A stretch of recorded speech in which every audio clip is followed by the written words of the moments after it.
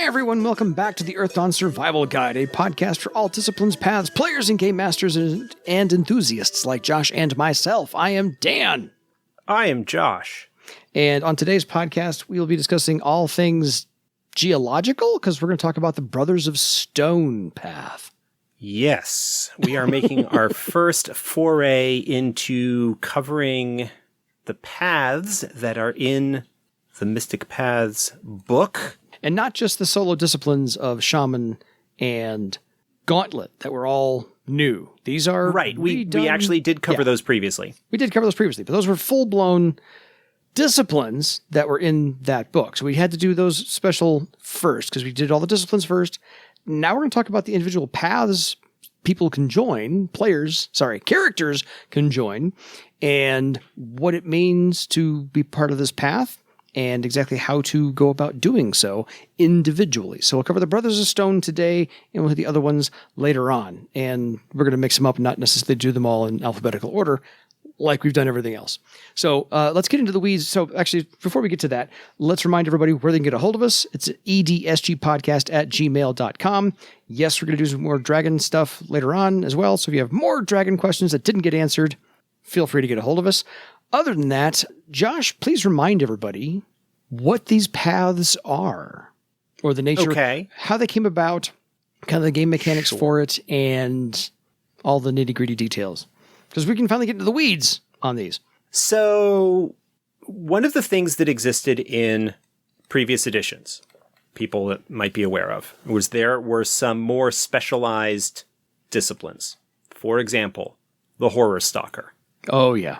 For example, the Liberator, the Outcast Warrior. Mm-hmm. The Boatman, the Woodsman. Yeah. There were several sort of other racial disciplines specific that were created. Usually racial specific, but there were some others that were created as well. Many of them out of the first edition days, but some other stuff that was developed later on. Mm-hmm. Or fan material like that was published in the Earth Dawn Journal that was incorporated or updated into 3rd edition. There were a couple of those as well. One of the things that always kind of bothered, and other people as well, this is not me being whatever, was that some of these disciplines weren't great. Mm-hmm. Well, for various reasons. Some of them, like, for example, the Horror Stalker, did have kind of a really strong theme that they were built around, but the execution of those themes, or some of the stuff that was going on with them, to talk about the Horror Stalker as an example, horrors are big and nasty and bad and deadly, and it's really, really kind of strange, while it makes sense that there would be a discipline built around the idea of hunting and fighting horrors, although that is even more focused than adepts in general all the rest of them, It seems really kind of weird. What are low circle horror stalkers going to be cutting their teeth on? I mean, obviously you can talk about horror constructs and undead and things like that, but just generally, a lot of the talents and abilities that were made available to horror stalkers, just some of the execution of stuff didn't work so well. Some of the other things, like, for example, the Wind Dancer, which was basically just a windling troubadour with like one or two other things. Yeah. Again, nothing necessarily wrong with any of these, per se. I certainly don't want to put down any of the work or effort that was done in earlier editions by the people who created these, whoever they might be, whether they were developed by in-house staff or freelancers or fans that, it was later adapted and stuff like that. But just in general, when we were approaching things for 4th edition and seeing what kind of reconceptualization or new approach we might be able to bring to some things, an idea that kind of developed out of the talk of Questor development. We talked a little bit about how Questors worked and where that notion came from a mechanical design standpoint. Seemed like a really good fit for, initially, the Lightbearers, which are a secret society that kind of appeared and were a thing in first edition and in second, but never really have been the focus of anything since then. But the whole idea of a secret society, or as we kind of termed it, a mystery cult, which is an organization that has their own secrets and inducts people within them and passes those secrets along, seemed to be something that would work really, really well for Earth Dawn, especially for some of these really strong conceptual bits. Like, for example, the Horror Stalker has a really strong kind of conceptual core to it. Yeah. But its feasibility as an actual discipline seemed to not be ideal. Gotcha. And so taking some of those racial disciplines and lesser disciplines, for lack of a better term, I'm kind of making air quotes around that, disciplines that were kind of originally maybe conceived of only going up to circle 10 instead of a full 15. The idea being that those maybe aren't as fully practiced or as whatever kind of they might be metaphysical stuff was going on. Yeah. But basically conceptualizing them, reconceptualizing them as organizations that are devoted to the ideals or the core tenet of these things, and provide a hook upon which to hang some of these really cool, unique abilities that some of them had, like some of the Horror Stalker abilities, some of the Liberator abilities, some of the talents that these disciplines were given in earlier editions that were really cool and really interesting and really flavorful, but were kind of not necessarily gelling so well with the idea of a full discipline. And so stripping away the need to build a full discipline around them, stripping away the idea that, well, okay, in order for them to be viable, however you may choose to define that, as a player character concept, means you need to kind of give them all of this stuff early on, and they can't get their iconic, cool, key abilities until later, which makes there's just a whole bunch of stuff going on. Anyway, Morgan went and rebuilt and kind of came up with based on the work we had done with Questors, came up with this whole framework for how these paths, as they came to be known, would work, which is that you have an adept who is following a discipline, a traditional discipline, in this, and that includes sort of shaman and gauntlet to a certain extent in those. But then there is something that comes along as a story event, something that comes along in the course of maybe a character's background that they are interested in, something that is maybe focused on them as a member of a particular name giver race, whether that's orc or human, to talk about the journeyman, or things like that. And to distill the essence down and have these paths be a way to provide these cool abilities without needing to have additional disciplines or new disciplines, which would generally necessitate multi-discipline characters in order to take advantage of that and get all these cool new tools. And I think it came out really, really well. Generally speaking, I think the conception, the idea of paths, which is kind of a logical progression of the question of, well, how do we make Questors more player character friendly and maybe give them more tools to play with, and deriving that from, well, we've got a mechanical precedent in journeymen. Well, let's extend that to Questors. Let's extend that then to these paths. And then what's the framework around which that these can be built, that these can become available? So that's kind of a general, really sloppy development history of how paths came to be what they are. And Morgan took the lead on the Mystic Paths book, was the one who worked with the freelancers to do the essays, combined with the mechanical work that he was doing with David Marshall and another person whose name now escapes me, and I apologize, to make all of the cool toys that go along with it. Shoehorn and cobble all this together. Yes. So paths are an add-on that becomes available to characters once they become Journeyman Circle. The mechanics around which they are built means that you need to have rank 5 in your or in a thread weaving talent in order to be able to join the path, because gaining access to the path is purchased as a talent knack. And you're joining a group thread. Yeah, there's a whole bunch of like interlocking pieces there from a magic theory standpoint, how you get access to the special abilities of this organization, and how the secrecy of that organization is enforced to a certain extent. You know, why you don't have people going out and teaching these abilities to people who are not members of the path. It's because there is a group pattern, there is an oath that is involved that enforces your adherence to the ideals of the path. In most cases, there are exceptions, as always. Generally, you either learn of this organization and seek them out and prove your worth to them, or just by doing what you normally do, you draw the attention of them and they come and approach you and determine your suitability as an aspirant to the path and maybe test you and so forth. Yeah. And we'll get into those each path that we explore. Yeah. We'll kind of cover, because each path has their own objectives and goals and ways that they test people and determine who's suitable and so forth. Yeah.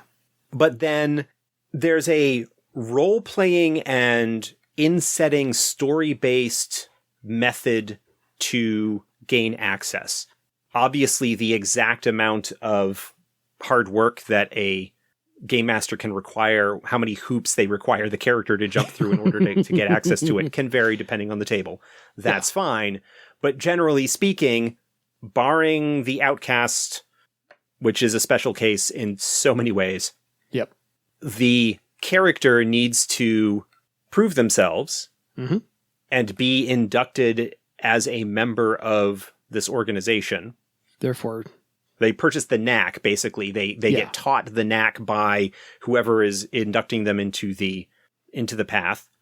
That knack serves double duty as purchasing the knack binds their thread to the true pattern of the organization, and also gives them access to the talent of the same name. Yeah. And then as they increase their rank in the talent, that opens up slots for them behaving similarly to the primary questor devotion or the journeyman, or the versatility talent for humans, where having a rank just basically opens up slots for you to learn abilities or learn talents that the discipline or that the path gives you access to. And that includes unique special talents that are only available to followers of that path. Also provides access to talents that might be useful to followers of that path if they don't have access to them through their normal discipline. Exactly. But the other really big thing is that it also gives you access to a boatload of knacks. There are a lot of knacks that are available to followers of a path that are only available to followers of that path that allow them to do cool things. Like the Tail Dancer path, for example, has multiple schools under it, each of which has their own selection of knacks that allow them special maneuvers when they're doing, tail dancery fighting stuff that are not otherwise available. And generally speaking, paths are kind of designed to be not exclusive. Like tail dancers are probably going to be sword masters or warriors or something like that, because a lot of the talents that they have already synergize really well. Yeah. But it's possible that you could have a troubadour who becomes a tail dancer. There's different ways. There are some requirements and whatnot in order to follow a path. And we'll talk about those as we get to each one of those. Yeah. And again, each of them is different and provides a whole bunch of different access and so forth. But there's there's an initial legend cost for purchasing that first knack that basically means you have joined the path. It lets you in the gate. Yeah, that's the gate. Yes, it also counts as it grants you rank 1 in the talent. It grants you the first rank of the group, of the thread rank of the group pattern that you are sort of attached to. So there are some mechanical bits and pieces that are fitting together there and tying into some in-setting material and stuff like that. So if by fifth circle, you're not quite happy with your character and you want to flesh them out some more and you're finding it a little too restrictive with the combat, with the talent options, you can become a quester and you can add on one of these paths. It's not even that. I mean, yes, it is a it is a way to provide even more mechanical widgets and customization options for players to play with, because there are certain schools of player that really like having a lot of mechanical widgets and bits and pieces to fiddle around with. Yes. That is a perfectly valid approach in terms of how you might want to play your game. But there is also, as so many things in Earthdawn, a connection between that mechanical complexity and the narrative underlying that within the setting. Yes. Is that, generally speaking, and again, what you do at your own table is up to you, but generally speaking, you would become a horror stalker because of some kind of story development over the course of the campaign that makes you want to pursue this particular goal.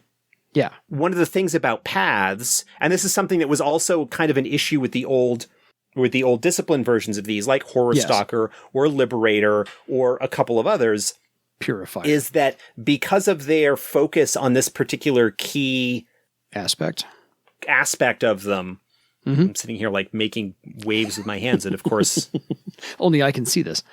I speak finger bang. It's aspect is the word you were looking for. Key aspects of yes, that would either make a campaign revolve around them, or have that character feel under or undeveloped because things are not focusing on them. Yes. If you've got a horror stalker and your game is not focused on horrors, there's a lot of stuff that they're not going to be able to do.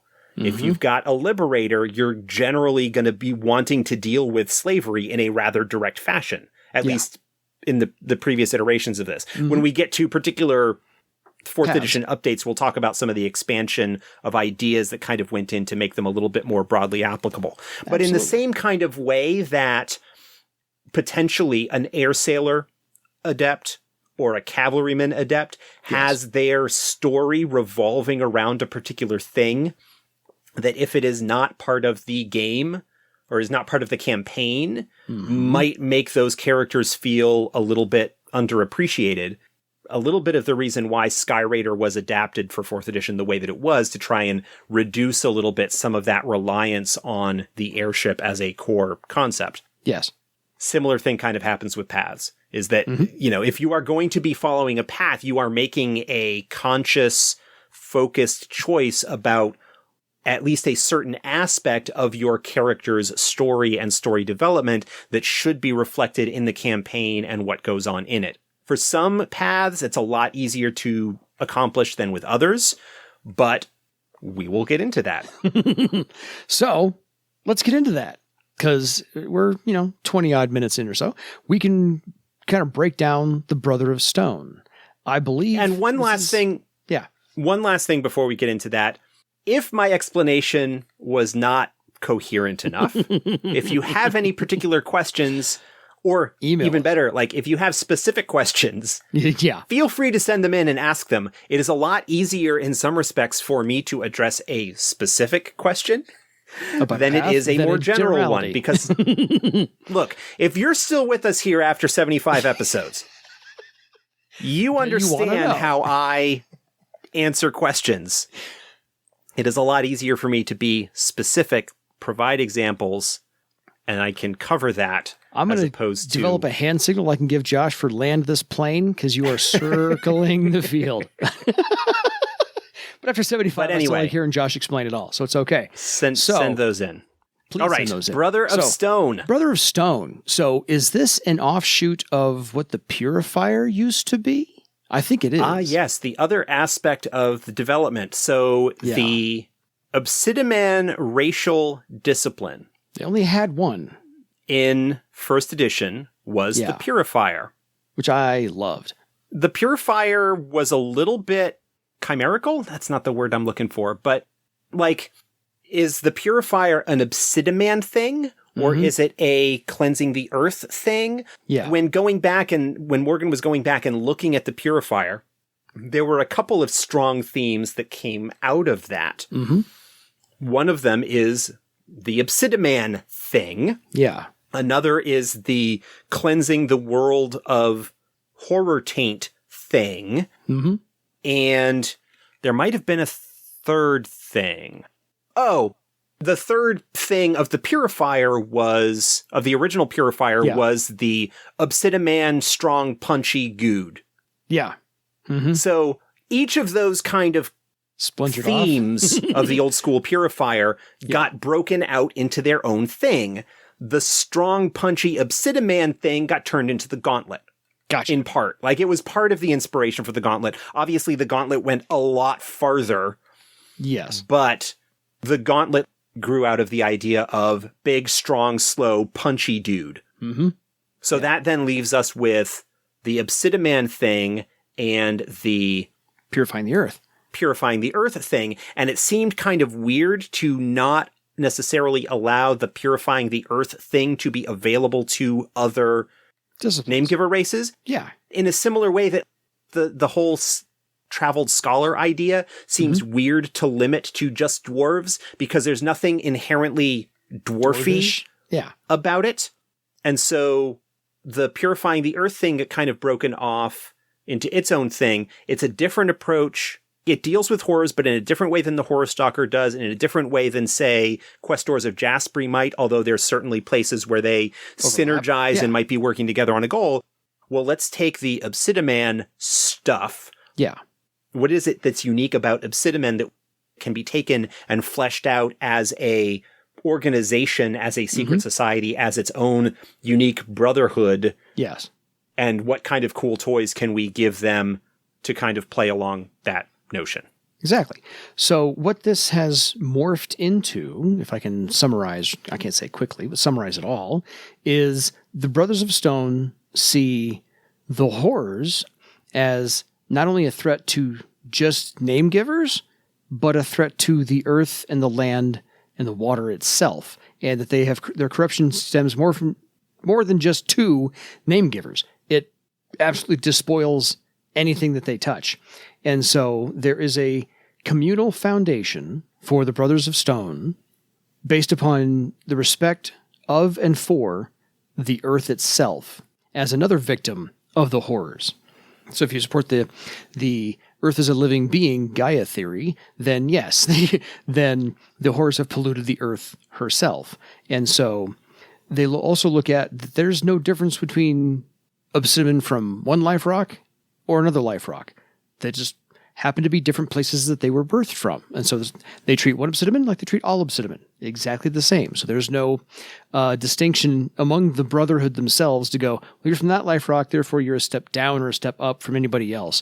We're all the same. And so there's this very egalitarian communal aspect to the Brotherhood of Stone. And the original group was 11 obsidian birthed from 7 different life rocks. So they really solidified that number down, and they took with them that there is a great lesson of the core of the earth, the core of their foundation, the core of the philosophy behind the Brotherhood, which is that life rocks are therefore the extension of the earth. They're like the earth's arms. So when they're birthed inside of the mountain, they're coming out of the arms, and so the obsidian see themselves as kind of like the movable fingers and opposable thumbs of Gaia herself, the earth, and that they are here to communicate with the elements, elementals, and life rocks themselves.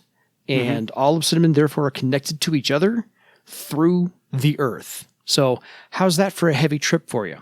Yeah, there are a couple of racial specific paths within the book, some of them of which were adapted from previous racial disciplines. Yes. But the focus of those is pretty different from what it was previously. Like, the focus of the Brotherhood of Stone is focusing on what makes obsidimen unique and special among name givers. That is, being born from a life rock. Yes. That unique physiology that special connection that they feel with the Liferock and the Earth itself as a result, and seeing each Liferock as an extension of the Earth, and how that philosophically extends to, well, we are all siblings united, despite the fact that we may be born from different Liferocks, but doing a lot to focus on those kind of core, uniquely obsidimen ideas. And when we get to the Fire Eater, which is the orc racial path, that is one that revolves and is focused around the uniquely orc trait of Gahad. Just like the Journeyman focuses on the unique human trait of versatility. Not every discipline gets a path in that way, but those races, those name-giver races that do have some of those unique traits, tend to have paths that are focused around them. So, as the Brotherhood is a group you can join by tying your thread to it and getting your first rank and spend your points and all that stuff, their main purpose is that they are there to repair any damage to the core of the Earth, the land itself, and their secondary purpose is to find and bury those who have died within the Liferocks, because the horrors corrupted them and those obsidian were never allowed to be born. And so that's the other thing, is to make peace with the Liferock itself, cleanse it by letting those obsidian who never came out be buried and therefore cleansed as well. But they also have a responsibility to guide others to respect the Earth itself and not just... That is a more recent development among the Brotherhood of Stone. Because, of course, it's something that is a result of the aftermath of the Scourge. And also the attack on the Iodia Liferock. Yes, that is also another thing that, from a kind of retcon point of view, the Brotherhood of Stone were heavily involved with the Liferock Rebellion because the landing of the Triumph on Iodia was a crime against obsidimen and the philosophical nature of the Brotherhood of Stone itself. But one of the sort of post hoc justifications for why these things that are new in 4th edition and yet suddenly seem to have a history within the setting back prior to the inception of this phase of the timeline is that, well, paths are, by their very nature, secretive organizations. And so generally are not going to be getting the attention, and that the stories that are actually told within Barsave, within the setting itself, the actual tales and legends that are circulated around, because paths are connected to a discipline, people who were part of that path would get credit maybe for being the discipline that they follow, as opposed to focusing on the path. So that's another sort of setting wibbly wobbly, hand wavy stuff that we did to allow some things that in theory would have existed prior to our creation of them. But why they might not have appeared in previous stuff. Well, it's also a good again talking from a diegetic within the setting perspective. There's your $10 word for the day, and also a good way to keep the I've played a character in 1st or 2nd or 3rd edition. And I've poured it over the stuff, and I did a dual discipline of, say, Purifier before. How do I carry him into 4th edition? Well, paths kind of make that. You had this before, tweak it, now you can have it again. Just. It's a way to carry that over to say, don't just throw away that character you've spent all this time developing. Kind of just retweak them a little bit, and you can just continue to play them as they are now. So that's the overall gist of a Brother of Stone from the essay we got. Then there, of course, is the, hey, Josh, I want to join. I have my obsidian weaponsmith, per se, and I would like to come join the Brotherhood of Stone because I think this is, a logical next step for my character to play. And, how do we get that done? Well, there's a council of elders that is in charge of the Brotherhood.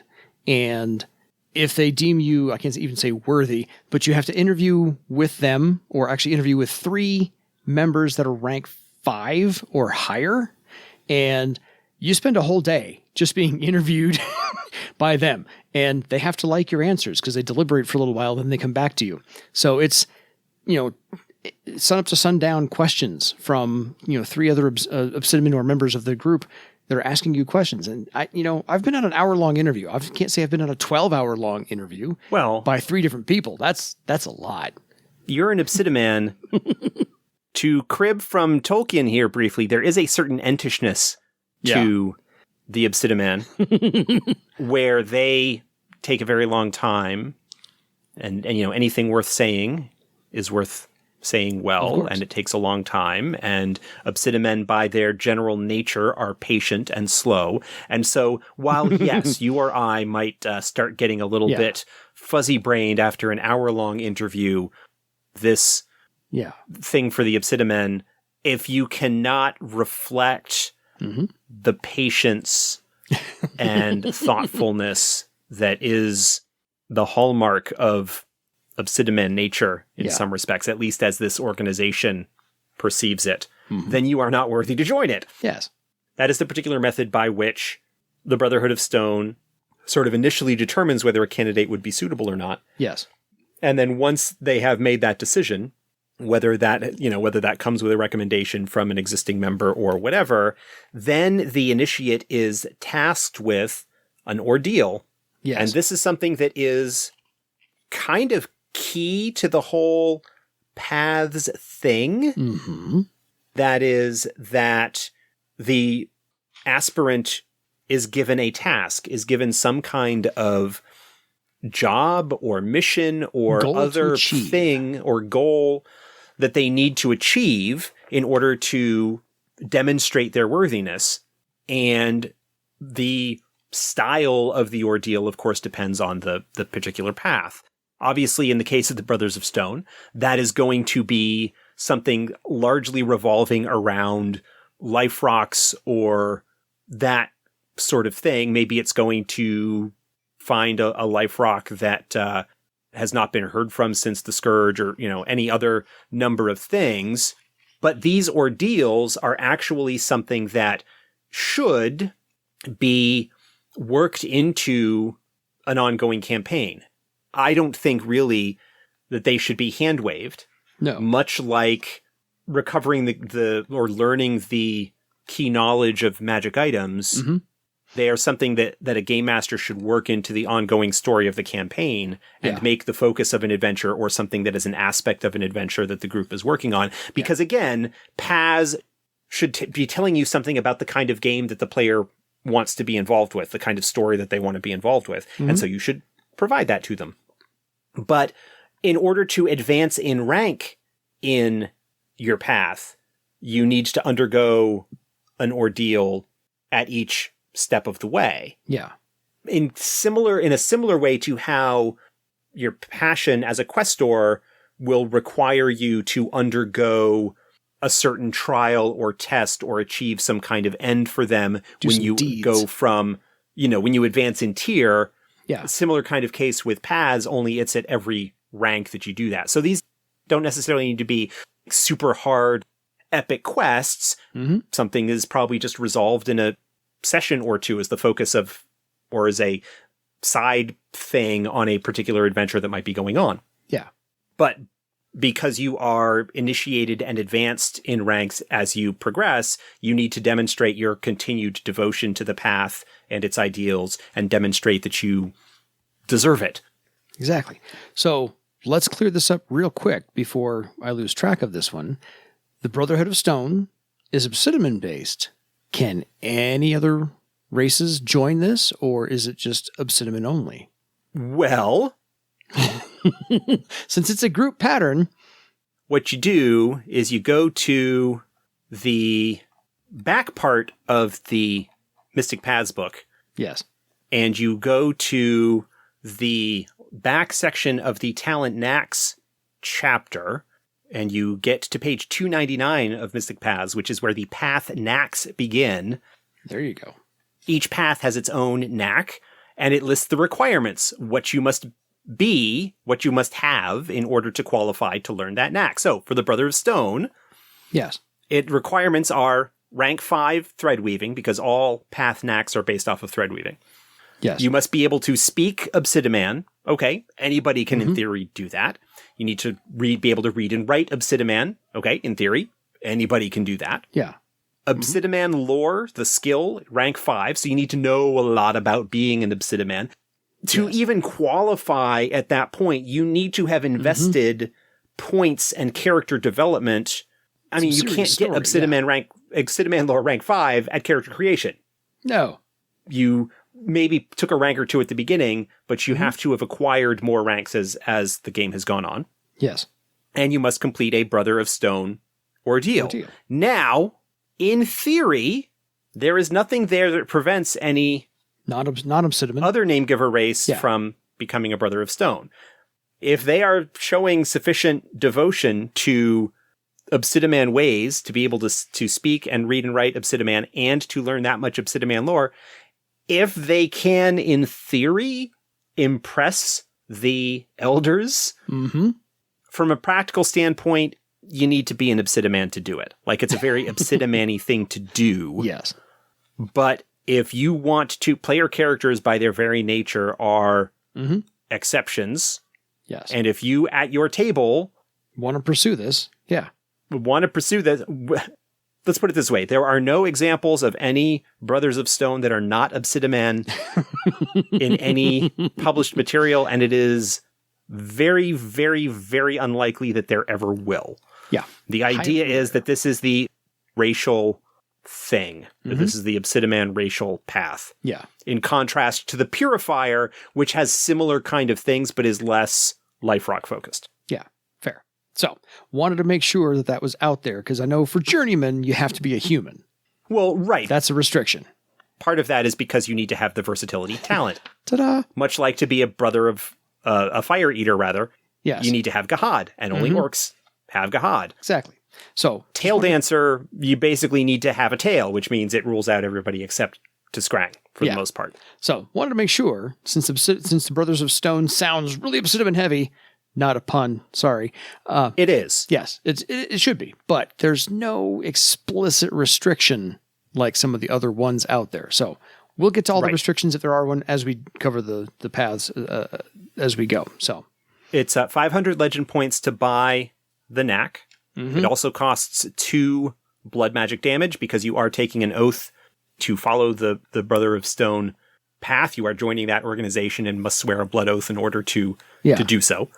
But it gives you access to the Brother of Stone talent at rank 1, which gives you access to start buying some of the talents. And there's a whole separate karma ritual as well for the Brothers of Stone. Well, what actually happens with followers of a path, you don't get a separate karma ritual. What happens is that your character's karma ritual, because the karma ritual is a personal expression of your adept philosophy, your karma ritual, you will adjust and adapt and change your karma ritual because it's possible that it can change and adapt and grow as your character progresses through the normal circles of their discipline. Yes. Taking on a path, because it is kind of attached to your discipline, will shape and refine and modify your karma ritual to reflect this new philosophy and this new focus that you are bringing into your adept's mystical life. Exactly. So there are examples or such ways that the karma ritual will be modified based on that. So for the Brother of Stone, they will perform their karma ritual while in contact with earth or stone. Yeah. And sort of connect with that as they do so. For an example that we give in the book, a weaponsmith would perform their karma ritual while barefoot, making their weapon, because the weaponsmith ritual often involves rapidly crafting an item of some sort, will craft something that is a representation of their brotherhood. So there are examples of how your character's karma ritual might be modified, and the kind of common elements that would be incorporated as a result of your path into that. You also get access to some new half magic stuff. All very cool. The Brothers of Stone half magic can use this to find other Brothers of Stone and know the history of Brothers of Stone, because And they also get to, and this is also, by the way, always active. So they just kind of have this knowing about the other Brothers of Stone. I think part of what, at least in the Brother of Stone case, there is the mystical connection because of the group pattern and the blood oath that is sworn. But I think what would likely be the case with any of these paths and the organizations thereof is that they would still know of each other. And so the half magic ability to find other Brothers of Stone would be basically, oh, I heard that Brother Kaufman was in Travar, so, I will be able to locate him there kind of thing. Some aspects of it sometimes might be like a mystical connection, but it's also just a general knowledge of, like, a reflection of how much do you know about what is going on with the group that you're a part of. I figured it was more like kind of the quickening from Highlander, where I know I know somebody's close by. I need to go find him. You can dress it up, I guess, how you want. You can skin it however you want, but the general idea is that you know what's going on and you know other members of your organization. Yeah. And your ability to have that information to hand. Yeah. Sorry, I misspoke. You can actually sense the elemental spirits. Yeah. Within 30 yards. That's a separate thing. That's a separate thing. That's similar to the elementalist or nethermancer abilities or the shaman abilities that allow you to sense spirits in the area. I conflated the two. Morgan was probably screaming at me at that point because he's yelling at me that I got it wrong. So I retract my earlier statement. You can sense. You're allowed to get it wrong, Dan. I get a lot of things wrong. That's why I talk to Josh. I am not allowed to get it wrong. I'm allowed to get it wrong too. I just feel worse about it. No, I still feel pretty bad because I'm the co-host of the show, so I feel pretty bad about it. Anyway, so as you said, the Brother of Stone talent knack is a master tier, so it only goes to a maximum rank of 10. You can't go higher than 15. Right. So there are kind of two traits of a path, and that is the tier that basically determines how much it costs to purchase the initial knack or the rank 1 in the talent, and how much it costs to advance your ranks in that path as time goes by. Part of that is a reflection of how powerful the abilities that are available to the path is. It's also a little bit of a reflection of how much is available to the path. In the case of the Brother of Stone, they can get up to rank 10. Not all paths go to rank 10. Some of them only go to, say, rank 5. Yeah. Part of that is a reflection of, well, what special abilities do they have? How advanced should we feel the character should be in order to get access to some of these abilities? How does that reflect, like, how do they scale in terms of relative to journeyman talents or master tier talents or that kind of stuff? Yeah. That being said, let's see what everybody gets. The other thing, and you may have been leading into this, but the other thing that paths are kind of cool at that is an advantage, mechanically speaking, over dual discipline characters. Because if you may recall, we talked about this when we talked about multi-discipline characters, however long ago that was. Yes, many episodes. Multi-discipline characters, you don't stack bonuses of the same type. If you're following a discipline that gives you a bonus to physical defense, and you're following, and you pick up another discipline that also gives a bonus to physical defense, you only get the highest of whichever one of the two. You don't get to add them together. Paths also provide defense and similar bonuses to disciplines. Yes. But they explicitly do stack with the bonuses of the discipline that they are associated with. So it is, in a way, you can get even more numerical power out of a path than you would from a dual discipline character. There you are. So a nice kind of a carrot. That's okay. It's a very nice carrot because it's a nice way to, as you pointed out, to story-wise, flesh out more about your character and involve them in a lot more things. But then as well, you get a mechanical benefit to do so.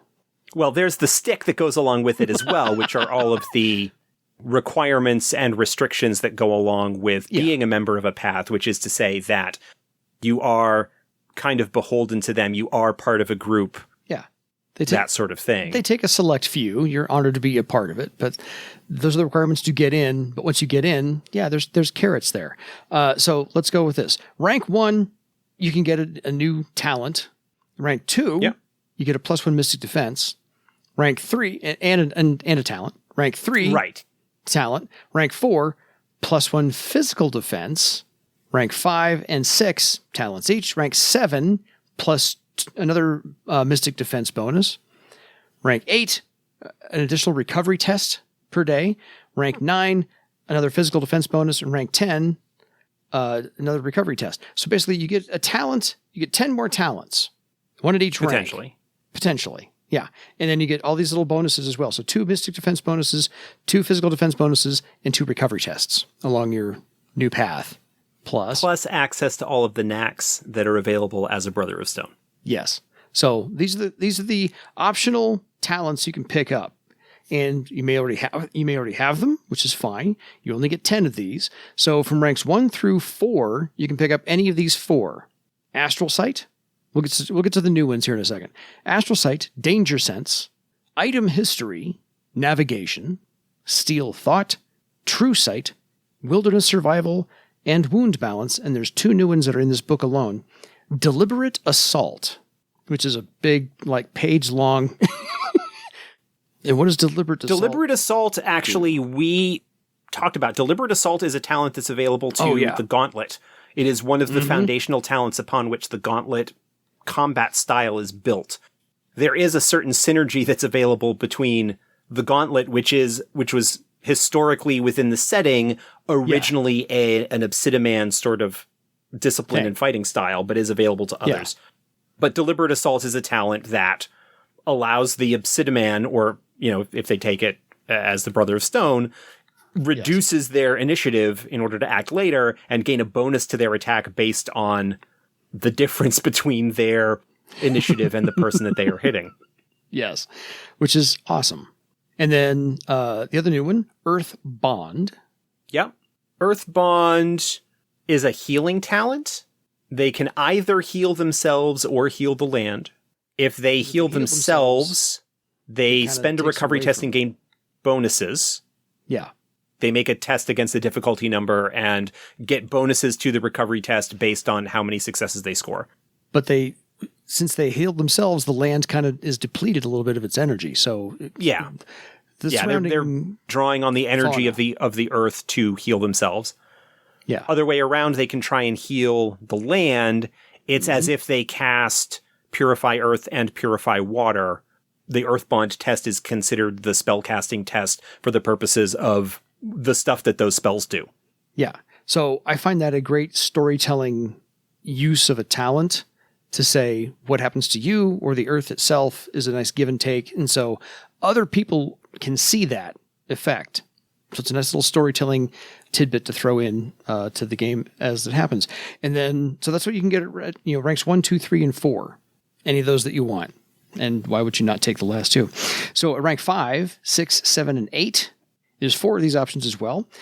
Earth Skin, Iron Constitution, Resist Taunt, and Temper Self. And the 2 new ones are Earth Speak. Earth Speak is a communication talent. It allows the user of the talent to speak with nearby earth elementals. Only earth elementals, as opposed to the elemental tongues talent that elementalists get, which allow them to talk to every type of elemental spirit. Or Earth Speak is just earth elementals. Yeah, that's all you're concerned with. And then Earth Walk. Earth Walk is cool.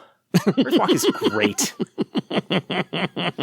Basically, it allows the user to submerge themselves into the earth and to move through it as if it were water, kind of like the Earth Kirill, the creature. Mm-hmm. There is some limitations. You can't move through obstructions in the earth. If there's a tree root blocking your way, you can't just go through the root. You have to kind of go around it. Yeah. Metal or actual stones as opposed to just dirt. Yeah, boulders. Might block the way, boulders, like that sort of thing. Mm-hmm. But it allows you to basically sink into the earth, move, and emerge. Yeah, can't quite go through bedrock, so can't quite tunnel underneath Travar.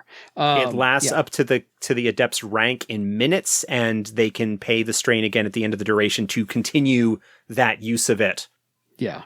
So they can continue to pay strain to extend the duration to maintain it. All very cool up to rank 8. And then rank 9 and rank 10, you get 2 of these. And there's 4 options. So good luck with this. Relentless Recovery. Yeah, that's a high circle talent that I think we've covered a couple of times. That one gives you additional... I don't have that book right handy with me. I think it gives you additional recovery tests and maybe bonuses to your recovery tests as well. Yeah. It's in the companion. We'll go with that. Resist Pain, which is kind of obvious there. Yeah, Resist Pain is a phenomenal talent. It basically reduces the penalty from wounds. Yeah, it's awesome. Unflinching Fortitude, we've covered before as well. And the new one, Wisdom of Ages. This allows the Brother of Stone to commune with their Liferock over any distance. There you go. The adept can, on a successful test, gain a general sense of their Brotherhood's well-being. Mm-hmm. And the more successes they get on that, the more detailed and specific the information might be. Yeah. They can also use that talent. Another way it can be used is to actually seek the guidance of the Brotherhood. It's a higher base difficulty number, but it basically gives them bonuses to certain things, like they choose a skill and make a test and tap into the combined knowledge of their Brotherhood that is represented within their Liferock, and each success on the test gives them a bonus on the skill test, or gives them effectively +1 rank in the skill. Yeah. For the purposes of doing a test, it does not allow them to go beyond rank 10, which is the maximum rank for skills, but basically allows them to mystically gain potentially any kind of skill that they want for a limited period of time. Mm-hmm. For knowledge skills and stuff like that, that is amazing. That is unreal.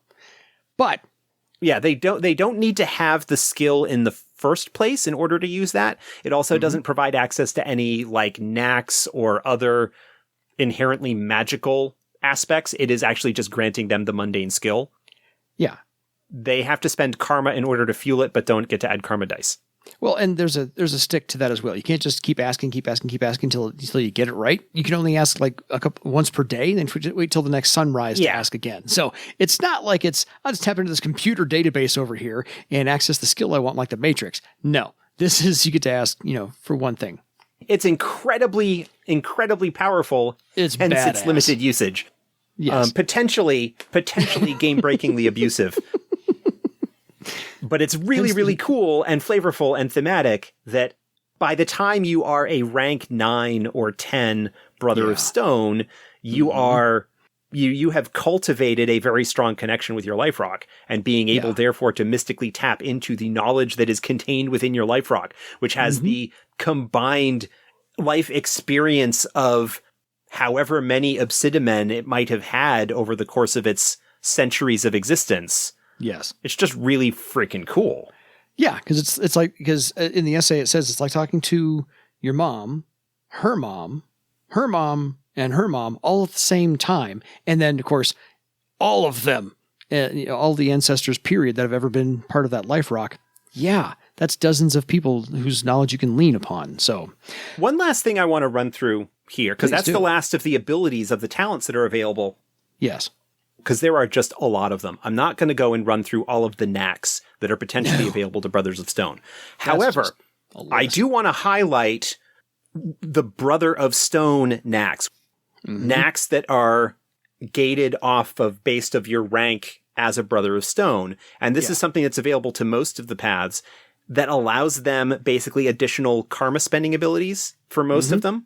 So for the Brother of Stone, for example, at rank 2, they gain access to Earth Cloak.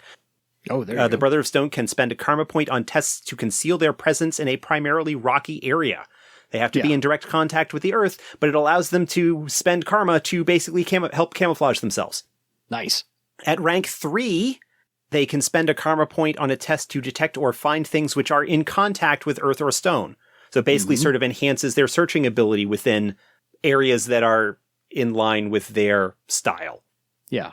At rank 1, they can spend a karma point on any wound balance test. To not get knocked over. Yeah. At rank 4, they can spend a karma point on a recovery test. Now, some of these become available to... They don't need to purchase these knacks, but if they are following a discipline that don't normally get access to that, then these sorts of things can come in handy. Yes. At rank 9, Brother of Stone, they get Stone Flesh Knack, which allows them to spend a karma point to increase their physical and mystic armor by +2 against 1 damage or effect test. They can basically boost their armor at the cost of a point of karma.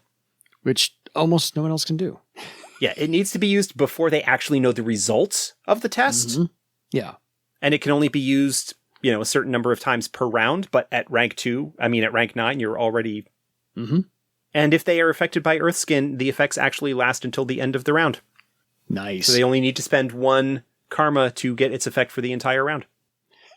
There are others as well, but these are the kinds of things that will give you additional circumstances under which you can spend karma on things, because admittedly, karma pools are not necessarily as part of the knock-on effects of the changes that we made to how karma works in 4th edition, in the sense of how much of it you get and how frequently it refreshes and things like that.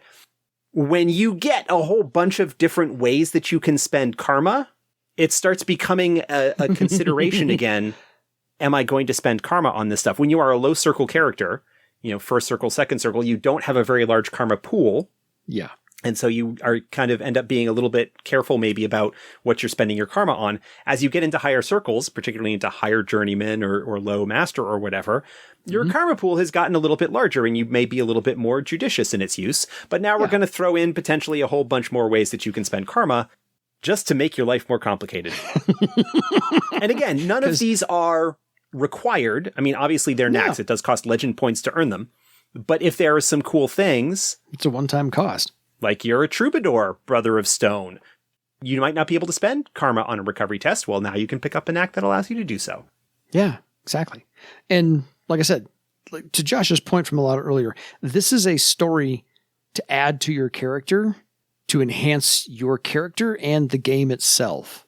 So now you've got your main path that you walk in your discipline, and a secondary path that you follow, as well as part of this secret handshake, wink and nod group that also has this secondary objective to follow. So again, I'm not going to get into them, but no, the Earthbond talent, which is unique to the Brother of Stone, has 1, 2, 3, has like 6 or 7 knacks just for that talent. Yeah. All of which kind of build off and expand. The knack trees, for lack of a better term, like especially when we're talking about some of these more unique path talents and whatnot, really, really showcase some of the kind of creative stuff that you can do with knacks. I'm just so impressed in so many ways with the work that Morgan did in terms of developing and fleshing out the mechanics of this whole thing. It really turned out well. I have an obsidimen character that I'm looking at this going, I had an obsidimen weaponsmith who was going to follow the Purifier second discipline, and so when I play him in 4th edition, I'm doing the same thing. I'm going to add on the Brother of Stone because I still think it turned out incredibly cool. Any final thoughts on Brothers of Stone? No. Or have you pontificated enough? I've rambled. I have rambled enough. That's okay. I don't know if we have time to cover an hour, but we covered an hour, so. Oh, yeah. Oh, we could, if we wanted to get into, the knacks and stuff, we could go on for probably another hour. Yeah, exactly. Because they're just cool. I strongly recommend that anybody who does not have it pick up Mystic Paths, even just in PDF. Yeah. Because there is stuff in there. You get 2 full disciplines. You get the Shaman, you get the Gauntlet. Both of which are really, really good. Gauntlet, which is all new. Shaman, which is completely rebuilt from the ground up. You get access to a whole bunch of these paths that we're going to be talking about sporadically here throughout the next several episodes. You get you get a whole bunch of new knacks, some of which may be usable by your character without necessarily needing to pick up a path. So there's a whole bunch of stuff in here that is just really, really cool for players and game masters to take advantage of. Exactly. So, folks, if you have any questions for us, please contact us at edsgpodcast@gmail.com. And until next episode, it is time for you to go purify your legend. Good night, everybody.